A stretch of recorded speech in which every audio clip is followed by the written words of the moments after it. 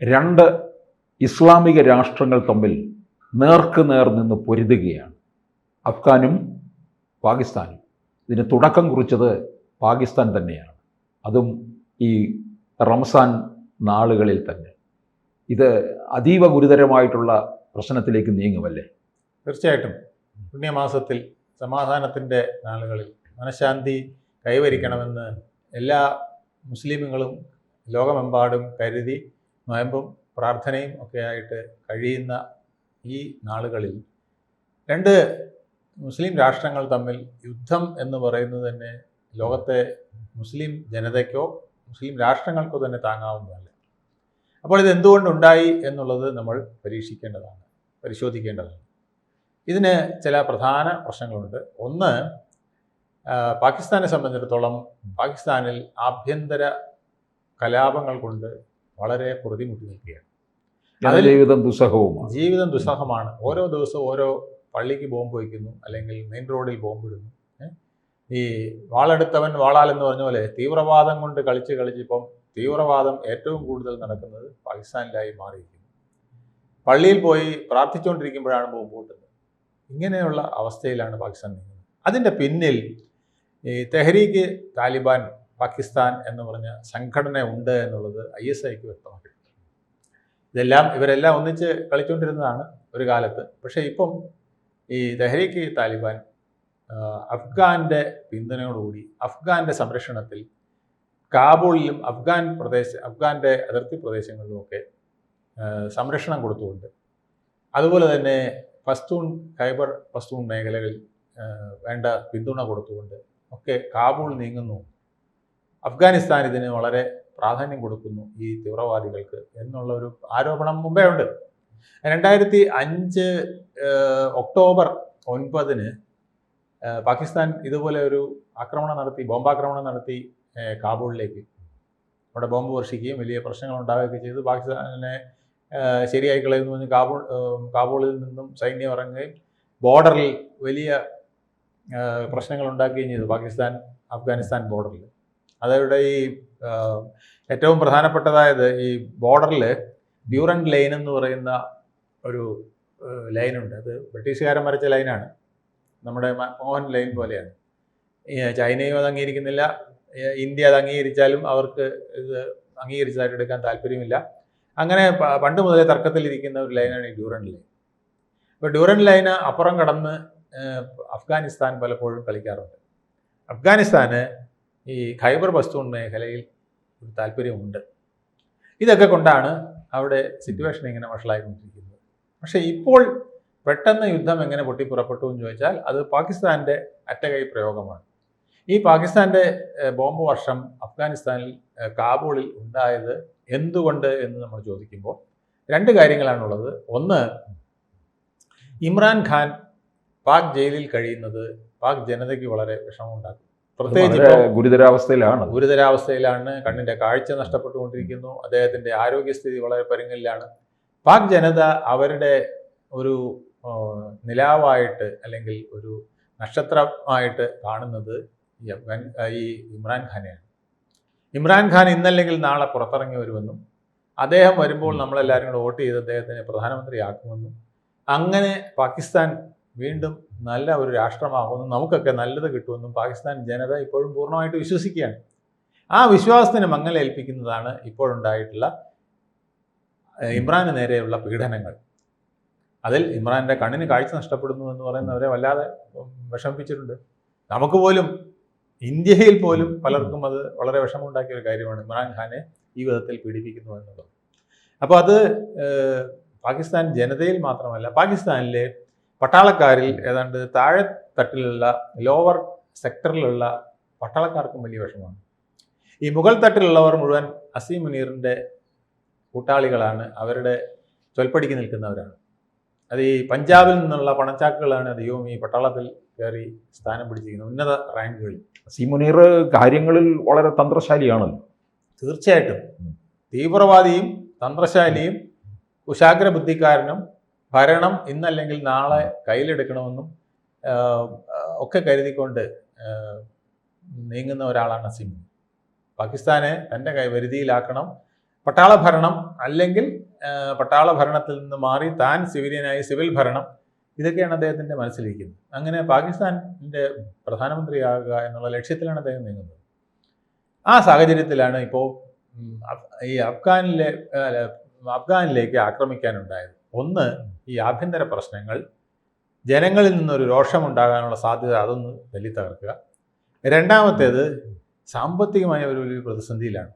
അപ്പോൾ ഒരു യുദ്ധമുണ്ടായാൽ സൗദിയിൽ നിന്നും ഖത്തറിൽ നിന്നുമൊക്കെ കുറേ സാമ്പത്തിക ലാഭവും ചിലപ്പോൾ IMF വഴി US-ൻ്റെ സഹായത്തോടു കൂടി ഒരു സാമ്പത്തിക ലാഭവും ഒക്കെ കിട്ടിയേക്കാം. പ്രത്യേകിച്ച് ഇറാൻ സംഘർഷഭൂമിയായി നിൽക്കുമ്പോൾ പാകിസ്ഥാൻ ഒരു ബേസായിട്ട് അമേരിക്കയ്ക്ക് ആവശ്യമായി വരും. നമ്മുടെ ഡിഗോഗാഷിയയിൽ ഒരു ദ്വീപ് അവർ ബേസാക്കുന്നത് പോലെ അത് കുറെ കൂടെ ദൂരെയാണ്. അമേരിക്ക പാകിസ്ഥാനെ ഒരു കരുവാക്കി മാറ്റും. തീർച്ചയായിട്ടും ഒരു കരുവാക്കി മാറ്റും. അവരുടെ ബോർഡർ ഇറാനുമായി പങ്കിടുന്ന ബോർഡറുണ്ട്. ലാൻഡ് വഴി അവർക്ക് നേരിട്ട് കയറാൻ പറ്റുന്ന സൗകര്യമുണ്ട്. അപ്പോൾ ആ പ്രദേശങ്ങൾ, ബലൂചിസ്ഥാനിലെ ഉൾപ്പെടെയുള്ള ആ പ്രദേശങ്ങൾ US-ന് താവളമാക്കി കിട്ടണമെങ്കിൽ ചില സാമ്പത്തിക സഹായങ്ങൾ കൂടി പാകിസ്ഥാന് കൊടുക്കണം. ആ പാകിസ്ഥാൻ അത് ചോദിക്കാനുള്ളൊരു ന്യായവും ഇപ്പം ഞങ്ങളുടെ യുദ്ധം നടക്കുന്നു, ഞങ്ങൾ ആ കുഴപ്പത്തിലായിരിക്കുന്നു എന്ന് പറഞ്ഞു നിൽക്കാനുള്ള ഒരു ശ്രമവും ഒക്കെ അവിടെ ഉണ്ട്. അതിബുദ്ധിമാനാണ് ഈ അസീം മുനീർ. അദ്ദേഹത്തിന് ഇത്തരം കുതന്ത്രങ്ങളിൽ എപ്പോഴും വലിയ മിടുക്കുണ്ട്. അതുകൊണ്ടാണ് ഈ യുദ്ധമുണ്ടാക്കി പോലും ഇവിടെ പല പ്രശ്നങ്ങളും ഉണ്ടായിക്കൊണ്ടിരിക്കാൻ ശ്രമിക്കുന്നത്. ഇപ്പോൾ ഇന്ത്യയുമായിട്ടൊരു യുദ്ധം ഉണ്ടാക്കിയതിൻ്റെ ഫലമായിട്ട് തകർന്ന് തരിപ്പണമായേനെ. പക്ഷേ ആ സമയത്ത് അമേരിക്കയെ കാല് പിടിച്ച് അത് അവസാനിപ്പിക്കാൻ കഴിഞ്ഞു. ഇപ്പോഴും അവർ ആഗ്രഹിക്കുന്നത് മുനീർ തന്നെ അവിടെ അമേരിക്കൻ പ്രസിഡന്റിന്റെ വസതിയിൽ ചെയ്തല്ലോ. അതെ, മറ്റാർക്കും കിട്ടാത്ത തരത്തിലുള്ള വരവേൽപ്പും കൊടുത്തു. അത് ഈ താവളം പ്രതീക്ഷിച്ചാണ്. ഇറാനെ വരുതിയിലാക്കണമെന്നുള്ളത് അമേരിക്കയുടെ ഒരു ലക്ഷ്യമാണ്. അവിടുത്തെ എണ്ണ പാടങ്ങൾ അമേരിക്കയുടെ കൈക്കലാക്കണം. വെനസ്വേലയിലെ എണ്ണപ്പാടങ്ങൾ കൈക്കലാക്കിയ പോലെ ഇറാനിലെ എണ്ണപ്പാടങ്ങൾ കൈക്കലായി കഴിഞ്ഞാൽ അമേരിക്കയ്ക്ക് കുറേ നാളത്തേക്ക് ഡോളറിൻ്റെ വിലയും വ്യാപാരത്തിനുള്ളൊരു സാധനവും കിട്ടും. ഇപ്പോൾ യുദ്ധോപകരണങ്ങൾ മാത്രം വെച്ചിട്ട് മുന്നോട്ട് നീങ്ങാൻ പറ്റില്ല. ആ സാഹചര്യത്തിലാണ് മുന്നോട്ട് പോകുന്നത്. ലോകത്ത് പല രാഷ്ട്രങ്ങൾ, ചൈനയാവട്ടെ, റഷ്യ ആവട്ടെ, ഇന്ത്യ ആവട്ടെ, ഒക്കെ യുദ്ധോപകരണങ്ങളിൽ വിൽപ്പനയിൽ വലിയ മുന്നോട്ട് വന്നിട്ടുണ്ട്. അപ്പോൾ അമേരിക്കയുടെക്കാൾ വില കുറച്ച് അമേരിക്കയെക്കാൾ ക്വാളിറ്റിയുള്ള സാധനങ്ങൾ പലയിടത്തുനിന്നും ലഭ്യമാകുന്ന സാഹചര്യത്തിൽ അമേരിക്കൻ യുദ്ധോപകരണങ്ങൾ മാത്രം വിറ്റ് അവർക്ക് ഡോളറിൻ്റെ വില പിടിച്ചു നിർത്താൻ കിട്ടില്ല. അപ്പോൾ പിന്നെ പവറാണ്, എനർജിയാണ് വേണ്ടത്. ആ എനർജി പിടിച്ചു പറ്റാനായിട്ടാണ് വെനസ്വേലയിൽ ഒരു ആക്രമണം നടത്തി അവിടെ ഒരു പാവ ഗവൺമെൻറ്റിനെ സ്ഥാപിച്ച് കൈകാര്യം ചെയ്യും. അതുപോലെ ഇറാനെ കീഴ്പ്പെടുത്തി അവിടെയും ഒരു പാവ ഗവൺമെൻറ്റിനെ കൊണ്ടുവന്ന് തങ്ങളുടെ താല്പര്യങ്ങൾ സംരക്ഷിക്കുക എന്നുള്ളത് കൂടെയാണ് അവരുടെ ലക്ഷ്യം. അപ്പോൾ ഇതിനെല്ലാം നിൽക്കുമ്പോഴാണ് പാകിസ്ഥാനും അവരുടെ താല്പര്യങ്ങൾ, സാമ്പത്തിക താല്പര്യങ്ങൾ സംരക്ഷിക്കുന്നതിനായിട്ടുള്ള ഒരു യുദ്ധമാണ്. പക്ഷേ ഇത് തീക്കളിയാണ് എന്നുള്ളത് അവരറിയുന്നില്ല. അഫ്ഗാനിസ്ഥാനെ പിണക്കിയാൽ അഫ്ഗാനിസ്ഥാൻ പിന്നെ വിട്ടുകൊടുക്കില്ല. അവർക്ക് തീവ്രവാദികളെക്കാൾ വലിയ തീവ്രവാദ ശൈലിയിൽ പോകാൻ അവർക്കറിയാം. അവരുടെ പട്ടാളം എന്ന് പറയുന്നത് അവർക്കൊരു പ്രശ്നമുള്ളതെന്ന് വെച്ചാൽ ഈ വ്യോമസേന അവരുടെ അത്ര ശക്തമല്ല. ഇപ്പോൾ അത് സെറ്റപ്പാക്കി വരുന്നേ ഉള്ളൂ. ഇപ്പോൾ വ്യോമാക്രമണത്തിൽ അവർ പലപ്പോഴും പുറകോട്ടാണ്. പക്ഷേ അവരുടെ ഡ്രോണുകൾ, അതുപോലെ തന്നെ അമേരിക്ക ഉപേക്ഷിച്ച് പോയ പല സാധനങ്ങളും, ടാങ്കുകൾ, അങ്ങനത്തെ സാധനങ്ങളെല്ലാം അവരുടെ കയ്യിലുണ്ട്. കരയുദ്ധം തുടങ്ങിക്കഴിഞ്ഞാൽ പാകിസ്ഥാന് പിന്നെ പിടിച്ചു നിൽക്കാൻ പറ്റില്ല. ഇവരാണെങ്കിൽ ചാവേറുകളെപ്പോലെ ഇങ്ങനെ കയറി വരികയും ചെയ്യും. ഘടോത്കജന്മാരെന്നാണ് അവരെക്കുറിച്ച് പറയുന്നത്.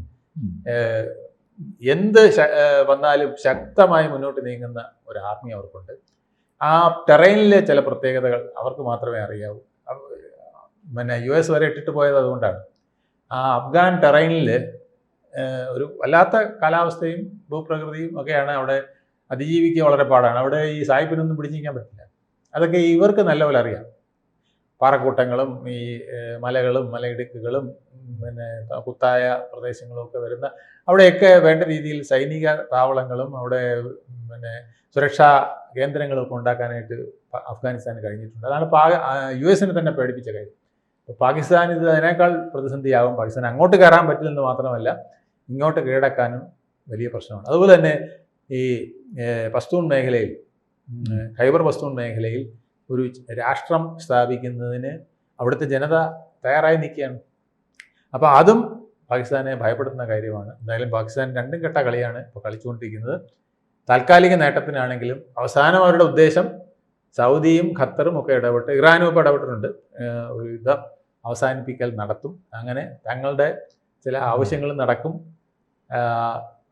ആഭ്യന്തരമായ കുറേ പ്രശ്നങ്ങളും പാകിസ്ഥാൻ ചോദിച്ചു വാങ്ങുന്നതാണ് ഇതെല്ലാം. തീർച്ചയായിട്ടും പാകിസ്ഥാൻ എന്ന് പറയുന്നത് സൗത്ത് ഏഷ്യയുടെ ശാപമാണ്. അവരെപ്പോഴും, കാരണം ഈ അയൽക്കാരൻ ശരിയല്ലെങ്കിൽ ആ രാജ്യങ്ങൾക്കെല്ലാം പ്രശ്നമാണ്. അയൽവക്കത്തുള്ള രാജ്യങ്ങൾക്കെല്ലാം പ്രശ്നമാണ്. അപ്പോൾ ഇന്ത്യക്ക് പ്രശ്നമാണ്, അഫ്ഗാനിസ്ഥാന് പ്രശ്നമാണ്, ഇറാന് പ്രശ്നമാണ്, സൗദിക്ക് പ്രശ്നമാണ്. ഒക്കെ പ്രശ്നങ്ങൾ ഉണ്ടാക്കാനേ കഴിയുള്ളൂ. എന്തിന് ഇസ്ലാമിക നാറ്റോ രാഷ്ട്രങ്ങൾക്ക് പോലും പ്രശ്നമാണ്. അത് ടർക്കിയെ പോലുള്ള, തുർക്കി ഒക്കെ ഇപ്പോൾ വളരെ ശക്തമായിട്ട്, എർദോഗനൊക്കെ ശക്തമായിട്ട് ഇടപെടുന്നത് കൊണ്ടാണ്. കാരണം ഇത് നീണ്ടുപോവുകയും പ്രശ്നങ്ങൾ വഷളാകുകയും ചെയ്താൽ ഇസ്ലാമിക രാഷ്ട്രങ്ങൾക്ക് തന്നെ ഇത് തലവേദനയാകും എന്നുള്ളതാണ് അവരുടെ കണക്കൂട്ടൽ. എത്രയും പെട്ടെന്ന് ഈ യുദ്ധം അവസാനിച്ചില്ലെങ്കിൽ അത് പാകിസ്ഥാനും ഭീഷണി തന്നെയാണ്.